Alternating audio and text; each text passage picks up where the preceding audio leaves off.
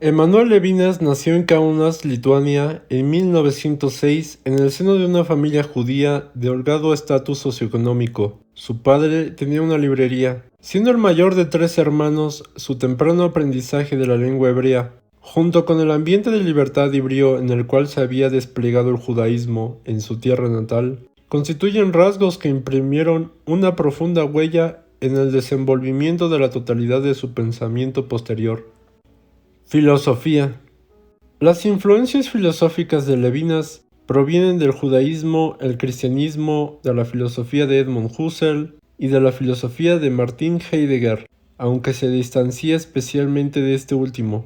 Por otro lado, también se ve influenciado por la literatura, en especial la de Shakespeare y la de Fyodor Dostoyevsky, en particular con su obra Los hermanos Karamazov. Acercarse a la filosofía de Manuel Levinas supone asomarse al pensamiento de quien ha sido reconocido por la filosofía contemporánea como el filósofo de la ética.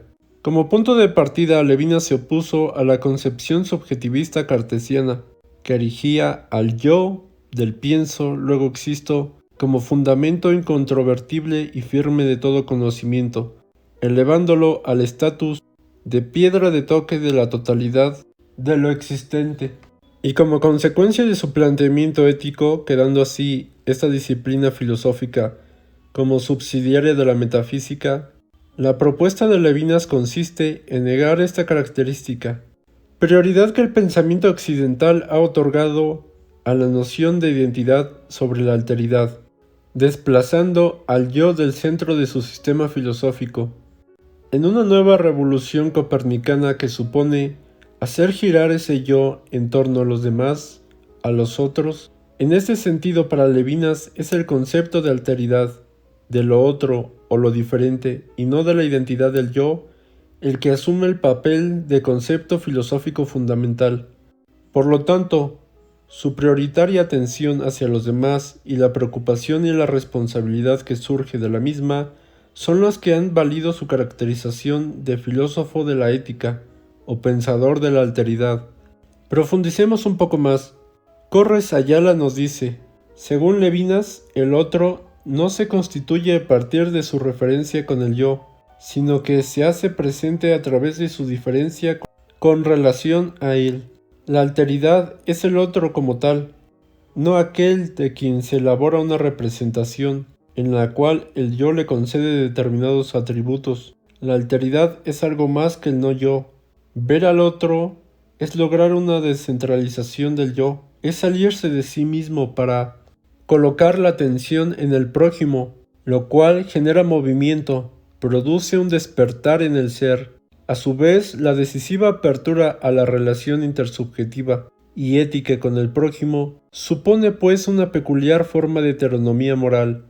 En la sociedad, el sujeto se trasciende a sí mismo, sale de su interioridad al encuentro del otro.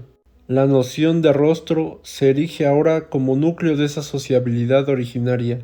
El rostro, es preciso aclarar, no se identifica propiamente con el conjunto de rasgos físicos que lo configuran.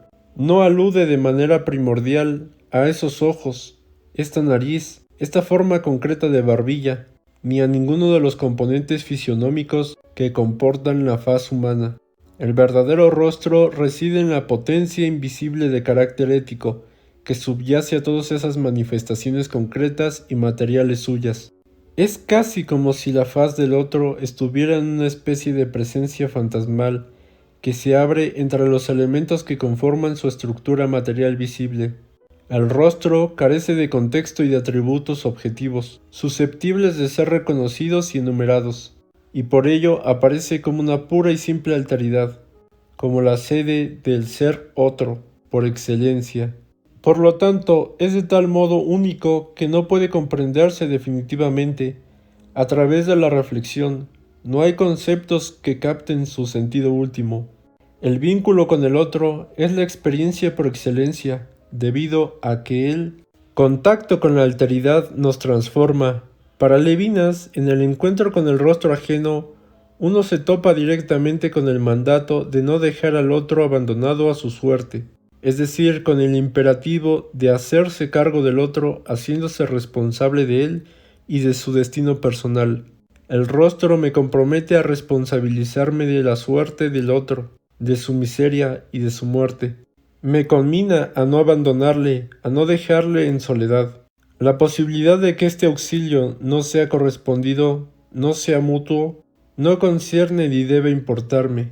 Y he aquí la diferencia con la propuesta del filósofo Martin Buber, pues si bien para Buber la relación yo-tú es en reciprocidad, Levinas insiste en que si hubiera reciprocidad no habría generosidad, sino más bien un intercambio de tipo comercial, característica de las personas con buenos modales, mas no necesariamente de buenos sentimientos e intenciones. Para Levinas la relación con el otro es asimétrica. Otro punto a tratar es el otro y la temporalidad. Para este filósofo el otro es el futuro, por ser la relación con la que vendrá. Ambos, alteridad y futuro, son misterio, entendido este último como aquello que no puede anticiparse. El tiempo del sujeto es el de la intersubjetividad, porque la duración puramente personal es imposible. El tiempo es trascendencia, pues es la apertura hacia el otro. El tiempo no puede referir a un ser aislado, sino que alude a la relación del sujeto con el prójimo. Así, el otro es la temporalidad del yo, al ser el pasado, la huella del presente, en el que se da el movimiento, el desplazamiento del yo y el futuro, es decir, la trascendencia. Para seguir comprendiendo la concepción que Levinas tiene del tiempo, es necesario hablar sobre la muerte y aclarar sus diferencias con el filósofo Martin Heidegger, pues para Levinas, al contrario del ser para la muerte de Heidegger, la muerte es un punto final relativo en la vida del individuo, porque aun cuando dejamos de estar en este mundo y nos convertimos en cadáver, permanecen nuestros actos y sus consecuencias. Lo que hicimos en la vida es lo que importa, pues ésta produce consecuencias durante la vida y después de la muerte.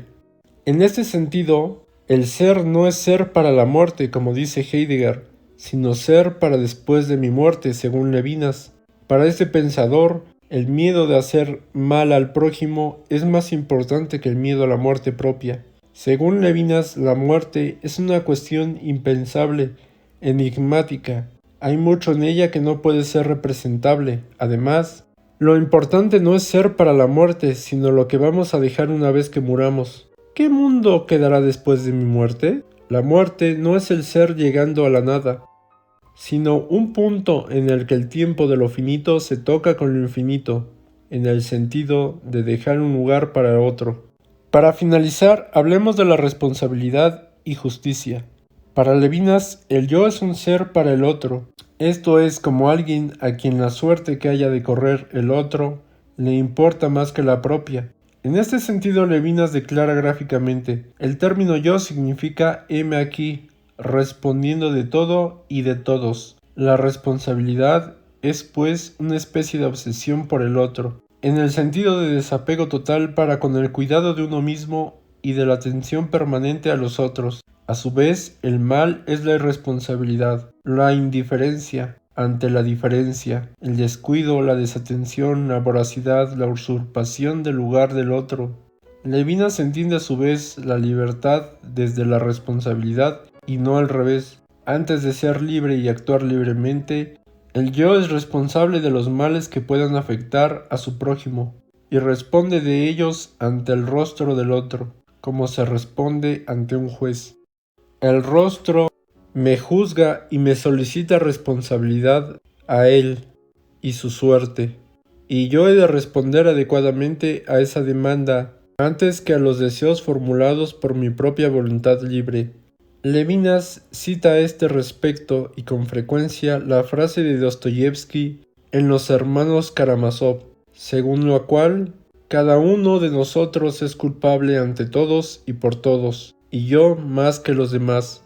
Yo soy responsable de la totalidad de mi prójimo, con independencia del cariz moral que ese prójimo pueda poseer, puesto que también soy responsable del mentiroso, del ladrón o del asesino, no en cuanto tales, sino en tanto que también son otros para mí. Finalmente, la responsabilidad infinita por el otro, instaurada por la relación ética, encuentra su límite en la preocupación por el tercero. La justicia surge cuando la preocupación por el tú se convierte en preocupación por el tercero, de modo que se equilibre la relación yo-otro. Espero les haya gustado el video.